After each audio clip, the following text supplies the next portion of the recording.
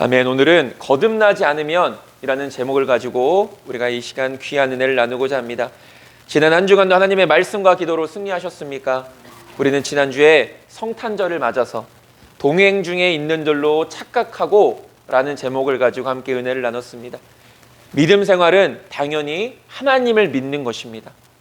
살아계신 하나님과 언제나 변함없이 동행하는 것이 믿음입니다. 하나님과의 동행 없이는 진정한 신앙생활이라고 말할 수 없는 것이죠. 왜 그렇습니까?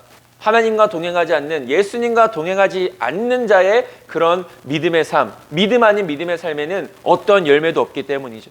어떠한 은혜도 어떠한 역사도 나타나지 않기 때문입니다.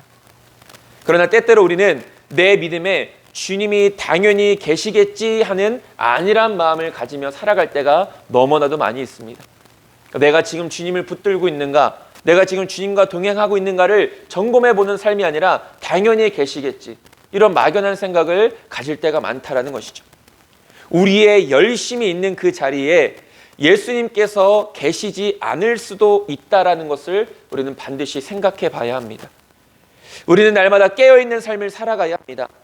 내 믿음을 날마다 점검해 봐야 합니다.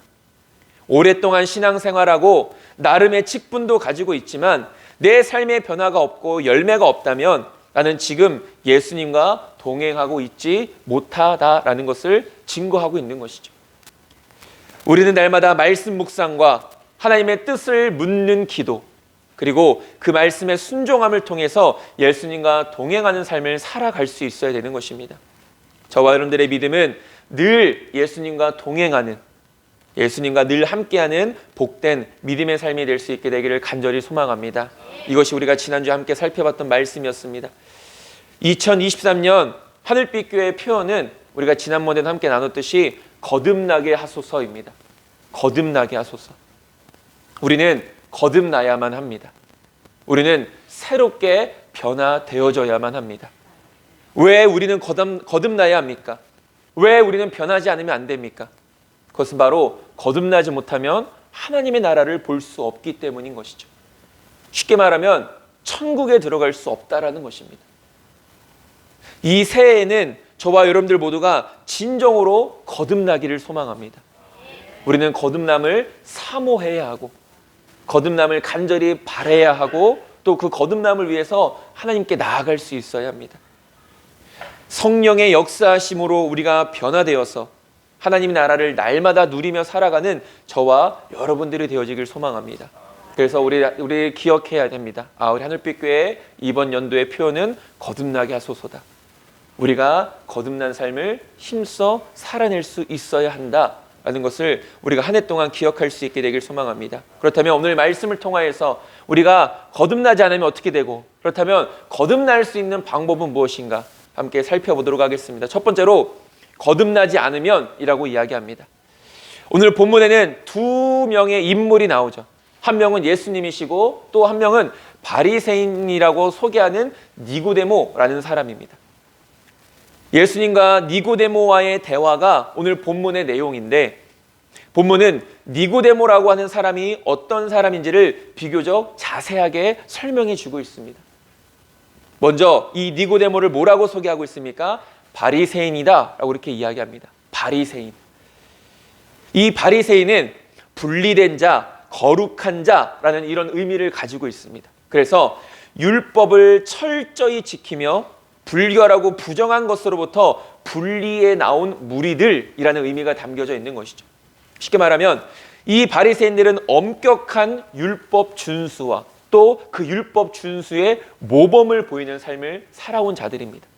그리고 유대인들에게 큰 신망과 존경을 받았으며 회당 조직을 통해 유대 사회에 지대한 영향을 끼치고 있는 사람들의 무리였던 것이죠.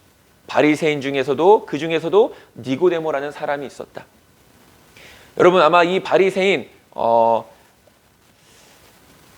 들어보셨을 것입니다. 우리가 잘 알고 있는 사도 바울, 이 사도 바울도 바로 바리새인이었습니다.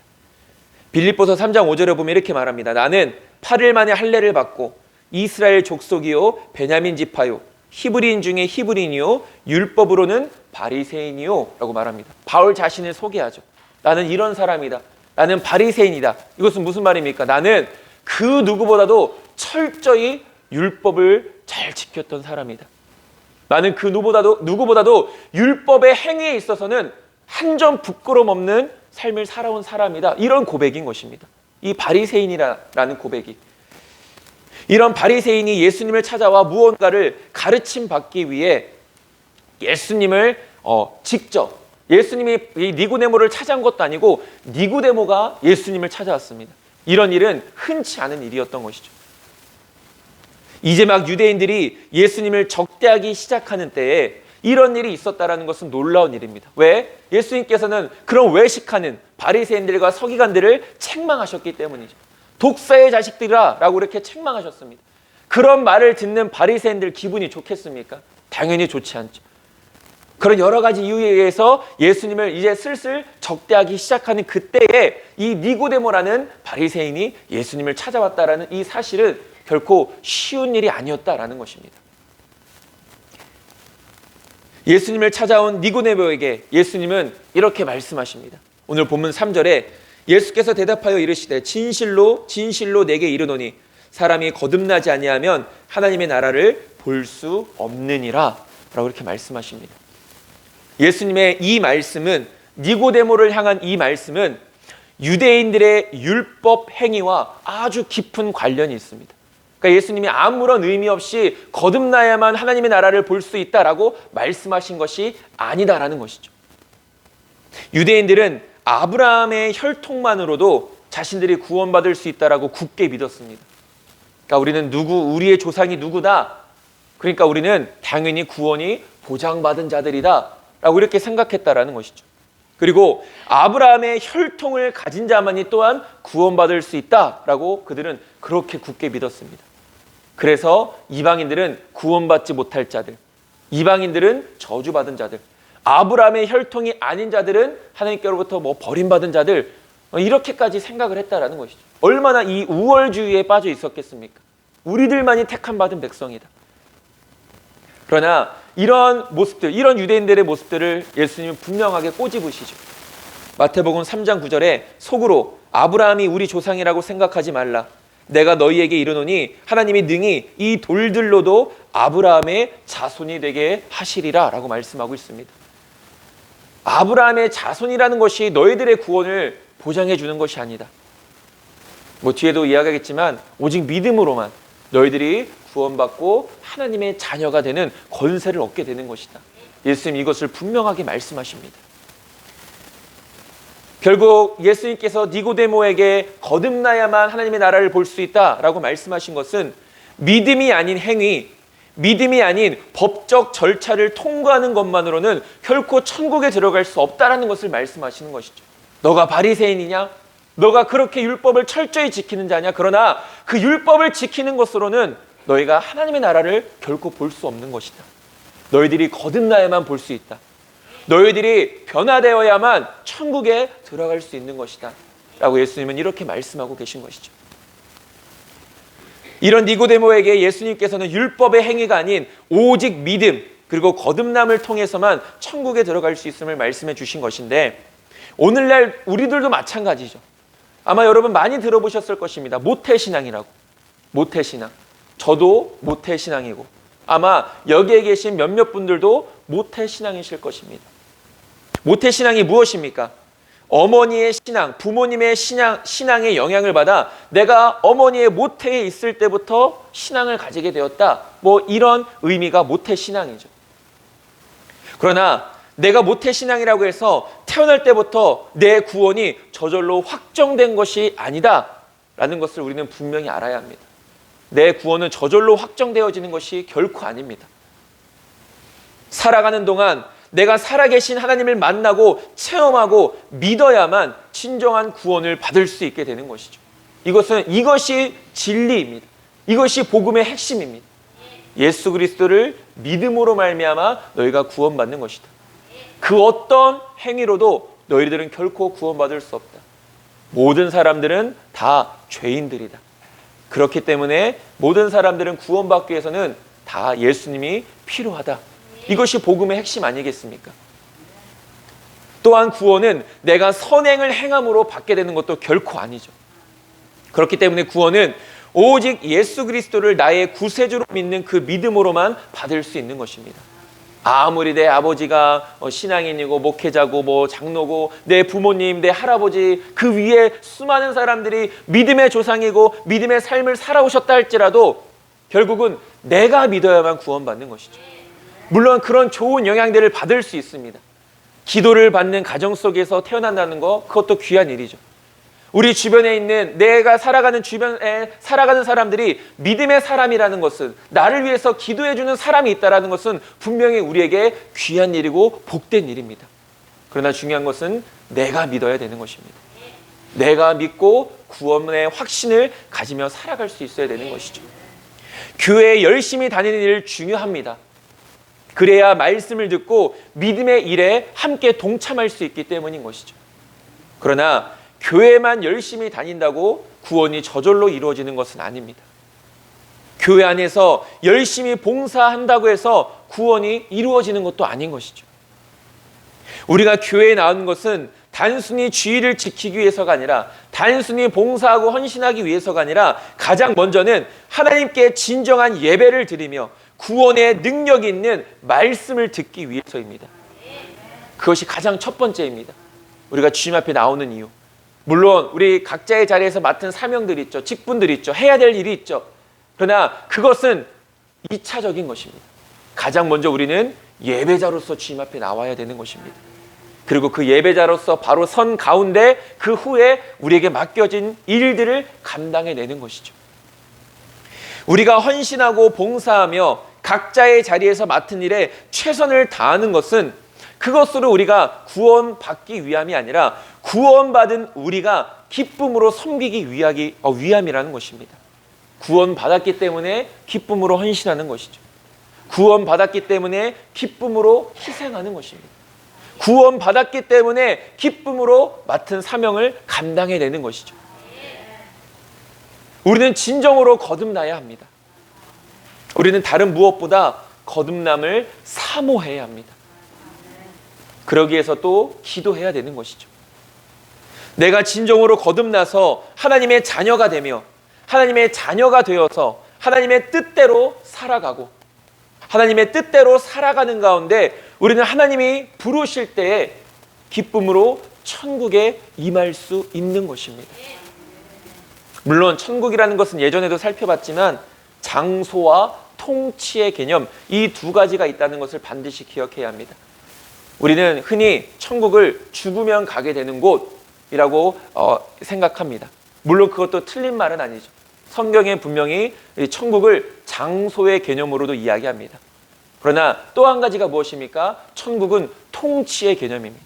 즉 우리가 나중에 가게 될 곳, 나중에 죽어서 가게 될 곳만이 천국이 아니라 지금 살아있는 동안에도 우리는 천국을 누리며 살아갈 수 있다는 것이죠. 그것이 하나님의 통치의 개념입니다. 천국의 통치의 개념. 그렇기 때문에 우리 교회도 하나님이 통치하시면 우리 교회도 천국이 되는 것이죠. 우리의 가정도 하나님이 통치하시면 우리의 가정도 천국이 되는 것입니다. 우리의 일터와 우리의 직장과 우리가 살아가는 모든 곳에서 하나님을 인정하고 나의 왕되심을 고백하며 살아가면 그 모든 것이 다 천국인 것이죠. 성경은 이렇게 천국을 말하고 있습니다. 하나님이 함께 하셔서 통치하시기 때문인데, 그렇기 때문에 우리는 천국하면 죽어서 가게 되는 곳으로만 생각한 나머지 현재의 천국을 인식하지 못하고 그 천국의 은혜를 누리지 못하며 살아갈 때가 참 많죠. 우리는 지금도 천국의 은혜를 누릴 수 있는 것입니다. 우리는 지금도 천국에서 약속하신 그 복을 누리며 살아갈 수 있는 것이죠. 무엇을 통해서입니까? 믿음을 통해서. 우리는 살아있는 동안에도 하나님 나라, 천국을 누릴 수 있어야 합니다. 그것이 복인 것이죠. 다른 것이 복이 아닙니다. 하나님의 통치 안에서, 하나님이 통치하시는 그 천국, 하나님의 나라 안에서 하나님의 백성으로 살아가는 것. 저와 여러분들은 진정으로 거듭난 자들이 되기를 소망합니다. 거듭난다는 것은 변화된다는 것입니다. 우리는 반드시 변화되어야만 합니다. 로마서 12장 2절은 이렇게 말합니다. 너희는 이 세대를 본받지 말고 오직 마음을 새롭게 함으로 변화를 받아 하나님의 선하시고 기뻐하시고 온전하신 뜻이 무엇인지 분별하도록 하라 라고 말합니다. 마음을 새롭게 함으로 변화를 받아서 하나님이 기뻐하시는 뜻대로 살아가는 것이 바로 거듭난 자의 삶이다 라고 이렇게 말씀하고 있는 것이죠. 2023년 올 한 해 저와 여러분들 모두가 진정으로 거듭나서 거듭난 천국 백성으로서 풍성한 하나님의 은혜를 누리는 삶을 살아갈 수 있게 되기를 간절히 소망합니다. 그러기 위해서 우리는 거듭나야만 합니다. 두 번째로 거듭나게 하는 것입니다. 우리가 거듭나야 된다라는 것을 성경은 분명히 말하고 있는데, 그러면 우리는 어떤 것을 통하여서, 무엇을 통해서 진정으로 거듭날 수 있는가? 그 첫 번째가 말씀입니다. 우리는 하나님의 말씀으로 거듭나는 것입니다. 야고보서 1장 21절은 이렇게 말합니다. 그러므로 모든 더러운 것과 넘치는 악을 내버리고 너희 영혼을 능히 구원할 바 마음에 심어진 말씀을 온유함으로 받으라 라고 이렇게 말하고 있습니다. 우리의 영혼을 구원할 것이 무엇이라고 말씀합니까? 말씀이라고 이야기하죠. 그러나 중요한 것이 있습니다. 말씀에는 분명 구원의 능력이 있고 새롭게 하는 능력이 있고 살리는 능력이 있고 역사하는 능력이 있는 것이 하나님의 말씀입니다. 왜냐하면 하나님의 말씀은 살아있기 때문이죠. 그런데 중요한 것은 무엇입니까? 말씀을 듣는, 이 말씀을 받는 우리의 자세라는 것이죠. 분명 하나님의 말씀에는 이런 놀라운 능력들이 있습니다. 그러나 그 놀라운 능력들, 그 말씀을 받고 듣는 우리들에게 그 하나님의 말씀이 정말 살아있어서 우리 삶 가운데서 역사하기를 원한다면 그 말씀을 받는 우리의 자세가 반드시 필요하다라는 것이죠. 이러한 자세가 반드시 필요하다라는 것입니다. 어떤 마음으로 말씀을 받으라고 말합니까? 온유한 마음으로. 온유한 마음으로 우리는 말씀을 받아야 합니다. 우리가 거듭난다는 것, 우리가 변화된다는 것은 우리의 영혼이 새롭게 되는 것을 의미합니다. 니고데모가 이렇게 묻죠. 4절에 니고데모가 이르되 사람이 늙으면 어떻게 날 수 있사옵나이까? 두 번째 모태에 들어갔다가 날 수 있사옵나이까? 그러니까 예수님께서 거듭나야, 너희들이 새롭게 태어나야 하나님 나라를 볼 수 있다라고 말했을 때 니고데모는 이 말이 무슨 의미인지 몰랐습니다. 니고데모는 거듭남의 의미를 다시 어머니의 뱃속으로 들어갔다가 나오는 것이라고 생각을 했습니다. 그렇기 때문에 의아해했던 것이죠. 예수님 어떻게 그런 일들이 가능하겠습니까? 그러니까 니고데모는 육체적인 변화를 생각했다라는 것입니다. 그러나 거듭남이라는 것은 우리의 육체의 변화가 아닌 우리의 영의 변화라는 것입니다. 우리의 영혼의 변화. 우리의 영이 새롭게 되어서 이제는 세상의 유혹을 쫓아 살아가지 않고 하나님의 말씀 그리고 성령의 인도하심을 쫓아 살아가는 것으로 변화되어지는 것이 거듭남이라는 것입니다. 시편 51편 10절은 이렇게 말합니다.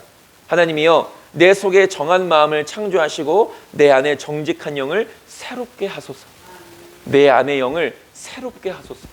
이것이 거듭남이고 변화라는 것이죠. 이것은 우리가 온유함으로 말씀을 받을 때 나타나는 역사인 것입니다. 그러니까 쉽게 말하면 말씀을 사모해라는 것이죠. 말씀을 사모하라. 이 말씀이 나에게 능력이 되기 때문에 사모하고, 이 말씀이 나에게 구원이 되기 때문에 사모하고, 이 말씀이 나를 변화시키기 때문에 사모하고, 이 말씀이 나에게 복을 허락하기 때문에 사모하는 것. 말씀을 받는 태도가 온화하고 부드러워야 된다는 것이죠. 우리가 히브리서 말씀을 통해서도 살펴봤지만 우리의 마음이 완고하면, 그러니까 딱딱하게 굳어져 버리면 하나님의 말씀을 받지 못합니다. 그래서 그 마음을 어떻게 해야 되는 것이죠? 갈아엎어야 되는 것이죠. 내 마음을 부드럽게 만들어야 하나님의 말씀, 복음의 씨앗이 뿌려질 때 우리 안에 뿌리 내리고 잎사귀가 나고 나무가 되고 열매가 맺혀지게 되는 것이죠. 말씀을 사모하는 자에게 변화가 나타나고 말씀을 사모하는 자에게 하나님의 역사가 나타나는 것입니다. 여러 번 예를 들었던 이 베레아 사람들이 그러했습니다. 아덴과 베레아 사람, 아덴은 아테네를 말하죠. 그 사람들은 말씀을 받는 자세가 온전치 못했습니다. 그러나 베레아 사람들은 어떠했습니까? 사도행전 17장 11절에 베레아에 있는 사람들은 데살로니가에 있는 사람들보다 더 너그러워서 간절한 마음으로 말씀을 받고 이것이 그러한가 하여 날마다 성경을 상고함으로 라고 말합니다. 이들은 간절한 마음으로 바울이 전하는 복음을 들었습니다.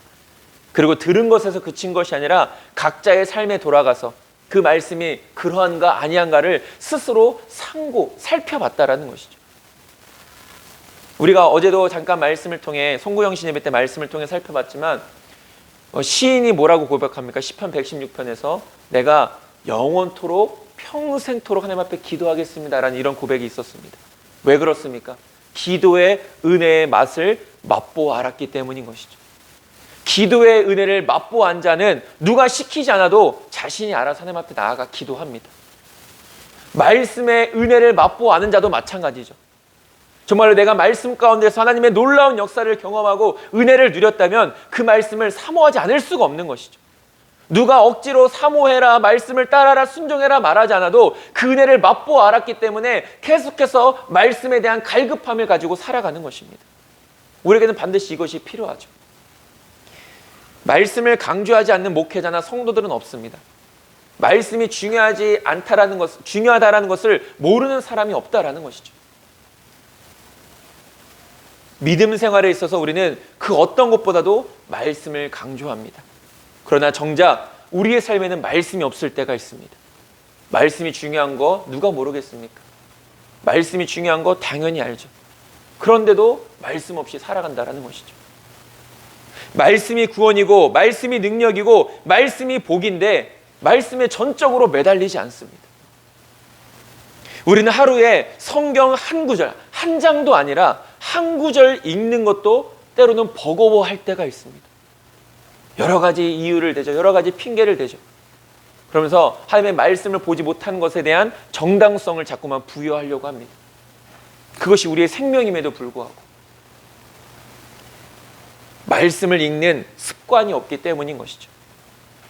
말씀을 읽는 것도 훈련이고 연습인 것입니다. 여러분, 내가 예수님을 믿습니다. 구원의 확신을 가집니다. 그렇다고 내 믿음 생활이 완성되어집니까? 결코 그렇지 않죠. 그렇게 구원의 확신을 가지며 살아가는 가운데서도 우리는 끊임없이 연단을 받고 끊임없이 훈련받고 끊임없이 연습하여서 성숙함을 이루어 나가는 것입니다. 말씀도 훈련이고 연습인 것이죠. 훈련과 연습을 통해 말씀 읽는 것이 나의 좋은 습관이 되어져야 하고 그 습관이 나의 삶이 되어야 되는 것입니다. 저와 여러분들은 하나님의 말씀을 그 무엇보다도 사모하는 자들이 되어지길 소망합니다. 듣는 말씀이든 읽는 말씀이든 또한 깊이 묵상하는 말씀이든 온유한 마음으로 그 말씀을 붙드시길 바랍니다. 이 말씀이 우리를 거듭나게 하고 우리를 새롭게 함으로 하나님의 놀랍고도 풍성한 은혜를 누리게 하는 것입니다. 베드로전서 1장 23절에는 이렇게 말합니다. 너희가 거듭난 것은 썩어질 씨로 된 것이 아니요 썩지 아니할 씨로 된 것이니 살아있고 항상 있는 하나님의 말씀으로 되었느니라. 우리의 거듭남은 하나님의 말씀으로 이루어지는 것입니다. 마지막 세 번째로 거듭나게 하는 것, 두 번째입니다. 우리를 거듭나게 하는 것은 회개와 성령이라는 것이죠. 예수님께서 오늘 본문 5절에서 이렇게 말씀하셨습니다. 예수께서 대답하시되 진실로 진실로 내게 이르노니 사람이 물과 성령으로 나지 아니하면 하나님의 나라에 들어갈 수 없느니라. 너희가 거듭나지 않으면 하나님의 나라를 볼 수 없다. 너희들이 물과 성령으로 나지 않으면 하나님의 나라에 들어갈 수 없다. 이렇게 두 번이나 예수님은 말씀하십니다. 우리는 물과 성령을 통해 거듭나게 되는 것이죠. 여기서 물이라는 것은 세례를 의미합니다. 세례는 단지 그 세례를 행하는 것 그 자체를 의미하는 것이 아니라 그 여기서 말하는 세례의 진정한 의미는 나의 예전 죄악된 모습은 다 씻겨지고 깨끗하고 거룩한 모습으로 새롭게 되어지는 것, 바로 회개를 의미하는 것이죠. 물과 성령으로 너희가 거듭난다. 회개를 통하여 그리고 그 안에 성령께서 역사하심으로 말미암아 너희들은 새롭게 되고 거듭나는 것이다. 이렇게 말씀하고 있다는 것이죠. 이 회개는 앞서 말했던 말씀을 통해서 이루어지는 것입니다. 회개도 말씀을 통해서 이루어집니다. 왜 그렇습니까? 말씀 안에 능력이 있기 때문이죠. 말씀 안에 우리의 죄를 깨닫게 하는 하나님의 능력, 말씀 안에 우리가 죄인임을 알게 하는, 우리가 죄인임을 스스로 고백하게 하는 하나님의 그 능력과 은혜와 역사가 이 말씀 가운데 있기 때문에 우리는 말씀을 통해서 내가 죄인임을 깨닫게 되고, 그리고 말씀을 통해서 내가 구원받아야 할 존재임을 깨닫게 되고, 내가 말씀을 통해서 그 구원자가 예수님이심을 또한 알게 된다라는 것이죠. 회개는 말씀을 통해 시작되는 것입니다. 오순절날 베드로가 설교하죠. 베드로의 설교를 들은 자들이 이렇게 반응합니다. 사도행전 2장 37절에서 38절에 그들이 이 말을 듣고 마음에 찔려 베드로와 다른 사도들에게 물어 이르되 형제들아 우리가 어찌할꼬 하거늘 베드로가 이르되 너희가 회개하여 각각 예수 그리스도의 이름으로 세례를 받고 죄사함을 받아라 그리하면 성령의 선물을 받으리니 라고 말합니다. 여기서도 이런 과정이 있죠. 베드로가 설교합니다. 말씀이 선포되죠. 마음에 찔림을 얻습니다. 그러고서 회개하죠. 회개할 때 성령께서 역사하신다라는 것입니다. 회개는 말씀을 들음으로 시작되었습니다. 회개가 무엇입니까? 죄를 고백하는 것이죠. 우리는 무슨 죄를 회개하는 것입니까? 지금까지 내가 하나님을 모르고 하나님의 뜻대로 살아가지 않고 하나님을 대적했던 그 모든 죄악들에 대해서 용서를 구하는 것입니다. 내가 지금 말씀을 듣는 중에 찔림이 있다면 그것은 내가 지금 하나님 앞에 회개해야 될 죄가 있다라는 증거인 것이죠. 그 찔림을 알게 하셨다는 것은 그 죄에 대한 회개가 나에게 지금 필요하다라는 것을 말씀해 주고 계신 것입니다. 찔림이 있을 때 우리는 회개해야 합니다. 그 찔림을 자꾸만 우리가 무시하고 외면하면 우리의 영은 죄를 범하는데 더욱 담대해질 뿐입니다. 하나님을 두려워하지 않죠. 하나님의 진노, 하나님의 심판, 하나님의 책망 따위를 두려워하지 않습니다. 그런 자의 끝이 무엇입니까? 결국은 멸망뿐인 것이죠. 사망인 것입니다. 사망. 우리는 회개를 통해 옛사람을 벗어버리는 것입니다. 골로새서 3장 9절에서 10절은 말합니다. 너희가 서로 거짓말을 하지 말라.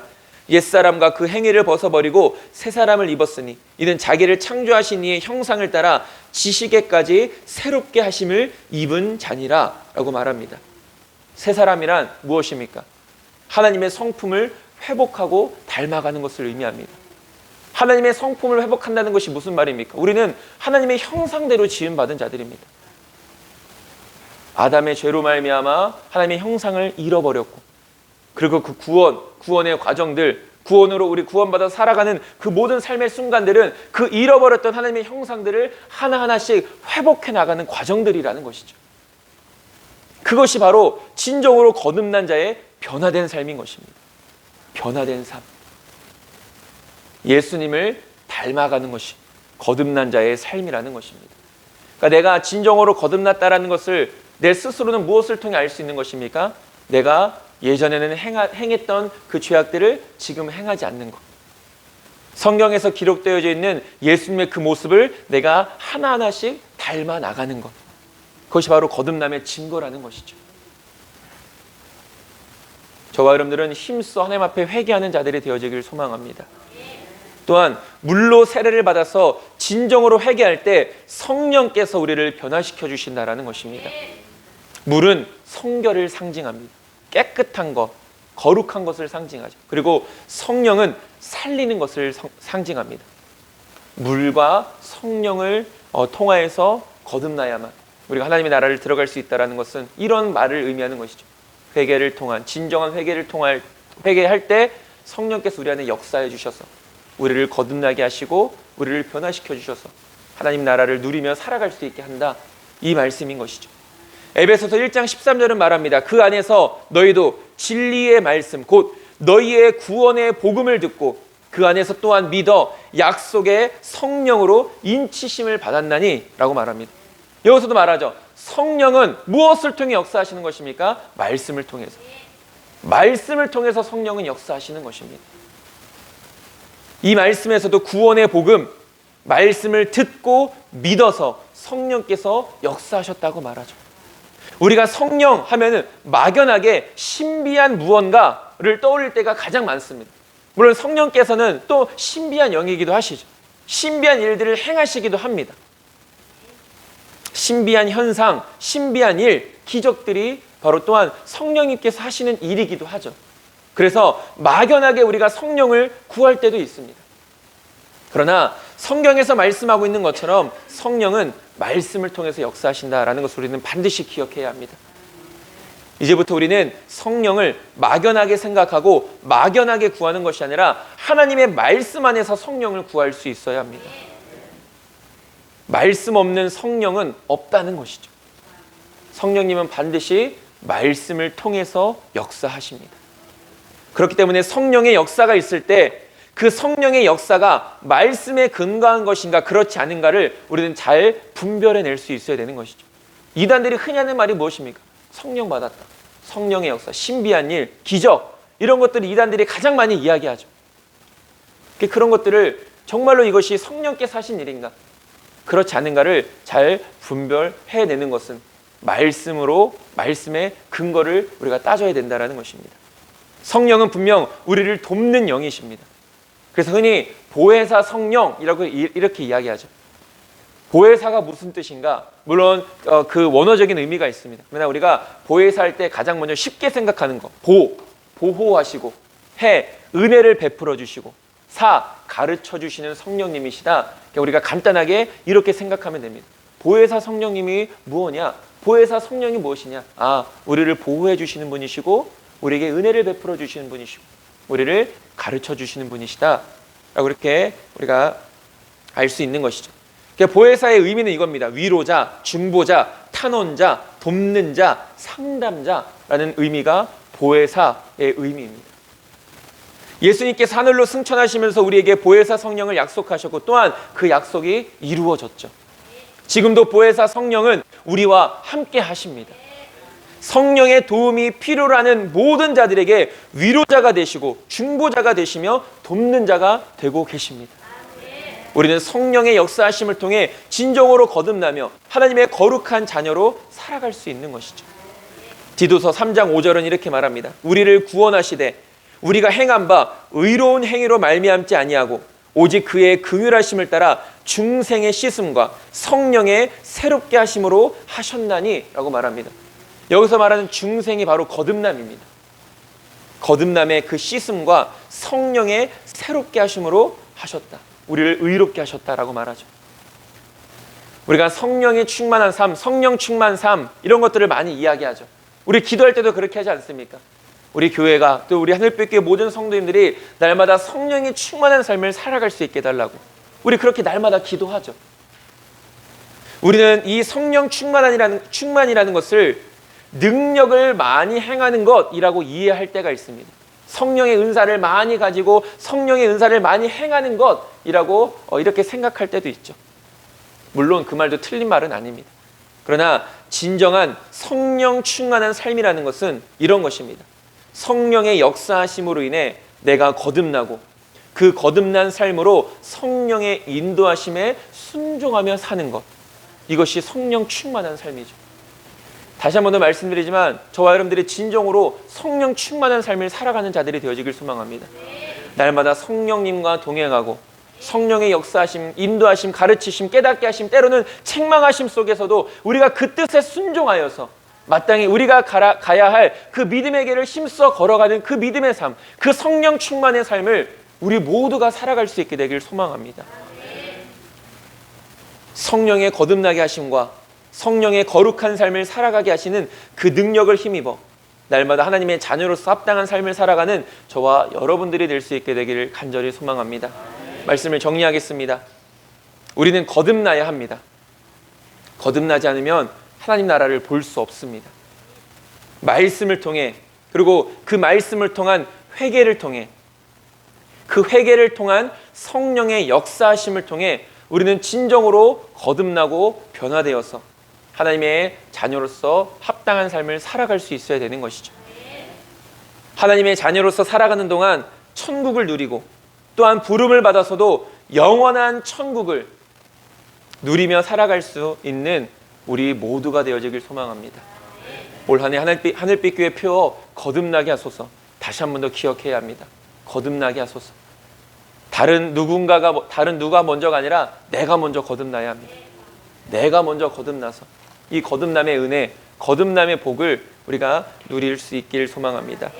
이 퓨어 한 해 우리 마음에 깊이 새기고 거듭남의 은혜와 기쁨을 누리며 살아갈 수 있는 저와 여러분들 모두가 될 수 있게 되기를, 2023년 될 수 있게 되기를 주님의 이름으로 축원합니다. 기도하겠습니다. 하나님, 우리들 진정으로 거듭난 하나님의 백성들 되게 하여 주시옵소서.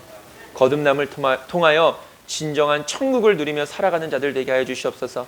말씀을 통하여, 회개를 통하여, 성령을 통하여 우리가 늘 거듭나여서 그 기쁨 안에 하나님과 동행하는 그 기쁨 속에서 하나님이 주시는 은혜와 복을 누리고, 또한 우리가 가게 될 그 천국에서도 영원히 하나님과 함께하는 그 믿음, 우리 하늘빛교회 모든 성도님들, 이곳에 모인 우리 모두가 누릴 수 있도록 인도하여 주시옵소서.